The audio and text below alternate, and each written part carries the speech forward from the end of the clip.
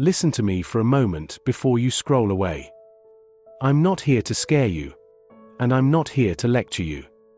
I'm here because I've lived long enough to understand something most people only realize when it's already too late.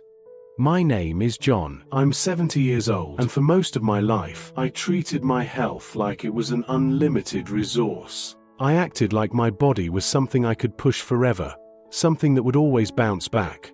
I believed I'd deal with it later. Later, when work slowed down. Later, when life felt calmer. Later, when I had more time. The problem is, later came. And my body didn't forgive me the way I assumed it would. Before I go any further, I want to say thank you. I honestly didn't expect the response to my first video. I've read your comments, your messages, and the kind words so many of you shared. Some of you said the story felt personal, like I was speaking directly to you. Others told me it made you reflect on your own life. That means more than I can properly express.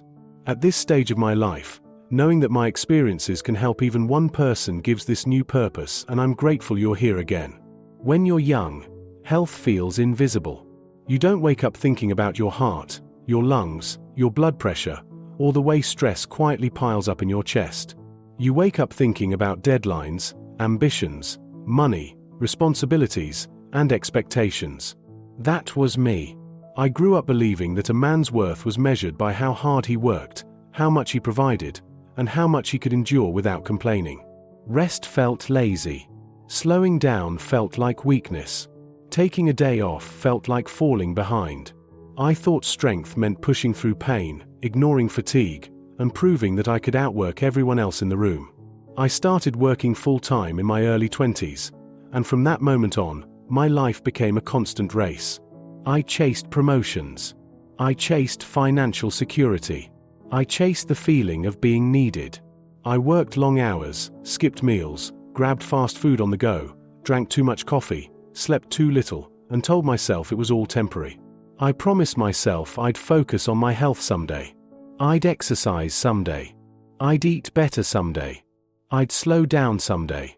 But someday has a way of never arriving when you keep postponing it. At first, the warning signs were small. A little extra weight. Shortness of breath after climbing stairs. Constant tension in my shoulders. Frequent headaches. Occasional chest tightness that I brushed off as stress. My doctor warned me more than once. He told me my blood pressure was creeping up, that my cholesterol was climbing, that I needed to change my lifestyle. I nodded politely and ignored him. I told myself doctors always exaggerate. I told myself I felt fine. I told myself I didn't have time to worry about those things. Looking back, I wasn't just ignoring medical advice, I was ignoring my own body. Years went by. Work got busier. Responsibilities grew heavier. Bills, family obligations, career pressure, they all piled up. I used stress as an excuse to treat myself poorly. I justified overeating because I was working hard. I justified not exercising because I was too tired. I justified staying up late because I was catching up. The truth is, I was slowly borrowing energy from a future version of myself, and I never asked whether that future version could afford it. There was a time when I genuinely believed I was invincible. I thought serious health problems only happened to other people. Older people. Unlucky people. People who didn't take care of themselves, not realizing I was becoming one of them. I thought if I just kept going, my body would keep up. But the human body keeps score. Every night of lost sleep, every skipped meal, every year of unmanaged stress, every ignored symptom, it all adds up quietly. In my 40s, I started feeling tired all the time. Not the normal kind of tired, but a deep, heavy fatigue that rest didn't fully fix. My knees hurt more often. My back ached.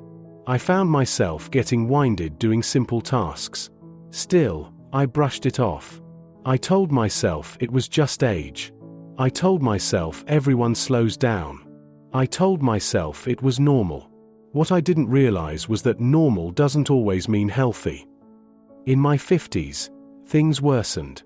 I began experiencing chest pain that came and went. I had trouble sleeping. Anxiety became a daily companion. My heart raced for no clear reason. My energy dropped even further. My wife urged me to take better care of myself, but I brushed her off too. I said I didn't have time. I said I'd handle it later. I said I felt fine, even when I didn't. Then came the moment that changed everything. One morning, I was getting ready for work like any other day. I stood up, felt dizzy, and suddenly the room started spinning. My chest tightened. My left arm felt numb. My breath came in short, panicked gasps. Within minutes, I was on the floor, unsure if I was going to stand up again. It wasn't dramatic like in the movies. It was quiet, terrifying, and deeply humbling. In that moment, all the deadlines, emails, meetings, and career goals felt meaningless. The only thing that mattered was whether I would survive the next hour. I ended up in the hospital. The diagnosis was clear. Years of neglect had caught up to me. High blood pressure, heart disease, warning signs that had been flashing for decades, signs I had chosen to ignore. Sitting in that hospital bed, staring at the ceiling, I felt a regret deeper than any I had ever known. Not regret for working hard. Not regret for trying to provide. But regret for believing I could sacrifice my health without consequences. Recovery was slow, painful, humbling. I had to change the way I lived, not because I suddenly wanted to, but because I no longer had a choice. I had to monitor my diet. I had to exercise gently at first. I had to manage stress. I had to sleep properly. I had to listen to my body instead of silencing it. It was strange to realize that the same discipline I had poured into my career was now needed just to stay alive. As I healed, I started thinking differently. I realized that success means nothing if you're too sick to enjoy it. Money means nothing if you're too exhausted to live. Achievements mean nothing if your body is breaking under the weight of your ambition. I thought about all the years I had rushed through, all the moments I could have slowed down, all the warnings I could have listened to. I thought about younger people, people like you, who might still believe they have unlimited time. I remembered how I once brushed off stories like mine, assuming they wouldn't apply to me. And I realized something important. Most people don't fail to take care of their health because they don't care. They fail because they believe they can postpone caring. They believe the consequences are far away. They believe their body will always forgive them. But forgiveness from your body isn't guaranteed. There's a quiet cost to neglecting your health that no one talks about. It's not just about illness. It's about lost energy, lost confidence, lost freedom. It's about waking up one day realizing you can't move the way you used to, can't travel the way you wanted, can't enjoy life the way you imagined. It's about realizing that your future self is paying the price for choices your past self didn't think mattered. If you're still listening, that tells me something about you. It tells me you might already feel that subtle pressure, that sense that time is moving faster than your habits are changing. Most people avoid thinking about this because it's uncomfortable. You didn't. You stayed. And that means this story isn't just about my life anymore. It's brushing up against yours, too. I want to be clear about something. I'm not saying you need to live in fear. I'm not saying you should obsess over every calorie, every ache, every statistic. What I'm saying is that your health deserves the same respect you give your career, your goals, and your responsibilities. Your body isn't just a vehicle to carry you to success. It's the foundation that allows you to experience success in the first place. These days, my life is quieter. I move slower. I rest more. I take walks instead of rushing everywhere. I eat with intention. I listen when my body speaks. I still have dreams. I still have purpose. But I carry a deeper awareness now, an awareness that time is limited, energy is precious, and health is not guaranteed. Sometimes I think about what I would say to my younger self. I wouldn't tell him to stop working hard. I wouldn't tell him to abandon ambition.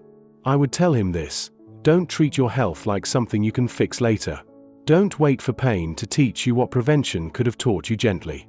Don't assume you're stronger than biology. Respect your limits. Care for yourself the way you care for the people you love. If you're young, you might feel like 70 is far away. I promise you, it arrives faster than you think. One day you wake up and decades feel like pages that flipped too quickly. And when that day comes, you'll want to look back knowing you didn't sacrifice your well-being for things that didn't matter as much as you thought they did. I'm grateful I got a second chance. Not everyone does. Some people ignore the warnings until there's no opportunity to change.